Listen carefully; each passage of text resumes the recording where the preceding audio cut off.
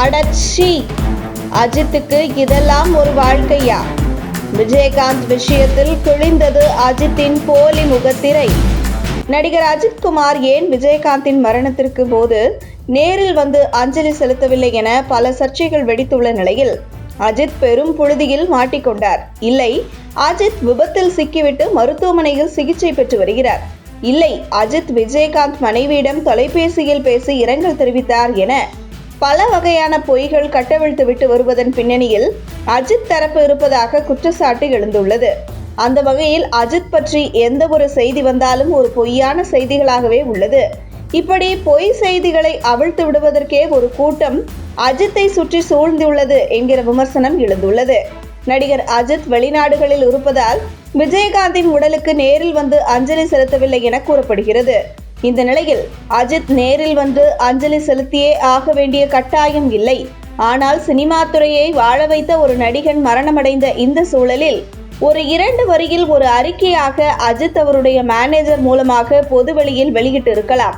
அல்லது ஒரு சில நிமிடங்கள் நேரம் ஒதுக்கி வீடியோவாக பேசி விஜயகாந்த் அவர்களுக்கு இரங்கல் தெரிவித்திருக்கலாம். ஆனால் விஜயகாந்த் இரங்கல் தெரிவிப்பதற்கு குறுஞ்செய்திகள் மூலமாக தன்னுடைய மேனேஜருக்கு அனுப்பி வந்த மேனேஜர் மூலமாக விஜயகாந்த் மனைவிக்கு அந்த குறுஞ்செய்தியை அனுப்ப முயற்சிப்பது, அப்படி என்ன மூடி மறைத்து இப்படி ஒரு வாழ்க்கையை அஜித் வாழ வேண்டும்? உலக தமிழர்கள் விஜயகாந்த் மரணத்தை கண்ணீர் வடித்து இரங்கல் தெரிவித்து வரும் நிலையில் ஒரு குறுஞ்செய்தியை, அதுவும் அவரே நேரடியாக விஜயகாந்த் குடும்பத்திற்கு அனுப்பாமல் அவருடைய மேனேஜர் மூலமாக, அதுவும் ரகசியமாக அனுப்புவது என்பது அஜித் எந்த மாதிரியாக கேவலமான வாழ்க்கையை வாழ்ந்து கொண்டிருக்கிறார் என்கிற விமர்சனம் எழுந்துள்ளது. நீங்கள் ஒரு நடிகர், அதாவது பொதுவெளியிலேயே நீங்கள் ஒரு கூத்தாடியாக தனி திரையில் தோன்றி ரசிகர்கள் கொடுக்கும் 5-10 பணத்தில் என்று ஏகபோக வாழ்க்கை வாழ்ந்து வருகிறீர்கள். அப்படி இருக்கையில் நீங்கள் மக்களோடு மக்களாக இருந்து மக்கள் என்ன நினைக்கிறார்களோ அவர்களின் எதிர்பார்ப்பை பூர்த்தி செய்துவிட வேண்டியதுதானே. ஒரு 2 வரியில் கேப்டனுக்கு இரங்கல் தெரிவிப்பதால் அஜித்தின் சொத்து மதிப்பு ஏதும் குறைந்து விடுமா? அல்லது இத்தனை வருடமாக அஜித் எந்த ஒரு நிகழ்வுக்கும் வரமாட்டார் என கட்டி காத்து வந்த இமேஜ் ஏதும் களங்கம் வந்து விடுமா என்கிற கேள்வியும் மக்கள் மத்தியில் கோபமாக அஜித்துக்கு எதிராக வந்துள்ளது. ஆனால் அஜித் AK மோட்டார்ஸ் என்கிற ஒரு நிறுவனத்தை தொடங்குகிறோம் என்பதை தன்னுடைய மேனேஜர் வாயிலாக அறிக்கையாக பதிவு செய்யும் அஜித், தனக்கு வரும் வருமானம் ஈட்டக்கூடிய செயலை மட்டும் பொதுவெளியில் செய்து விளம்பரம் தேடிக்கொள்ளும் அஜித், ஒரு 2 வரியில் விஜயகாந்துக்கு இரங்கல் தெரிவிக்காதது அஜித்தின் போலி முகத்திரை கிழிக்கப்பட்டு விட்டது என்று கூட சொல்லும் அளவிற்கு அவருடைய இமேஜ் மிகப்பெரிய அளவில் தற்போது டேமேஜ் ஆகியுள்ளது.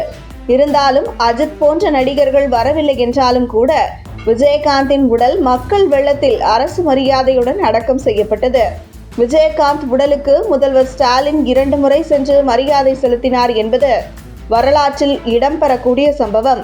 அதே போன்று அஜித் போன்ற நடிகர்கள் விஜயகாந்துக்கு 2 வரியில் கூட இரங்கல் தெரிவிக்கவில்லை என்பதும் கூட வரலாற்றில் இருந்து அழிக்க முடியாத ஒரு நிகழ்வாக இடம்பெறும்.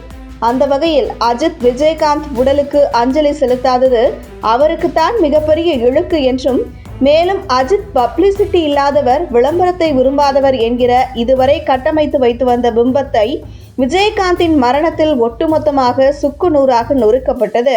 தற்போது அஜித் ரசிகர்களை அஜித்துக்கு எதிராக திரும்பி வருவது குறிப்பிடத்தக்கது.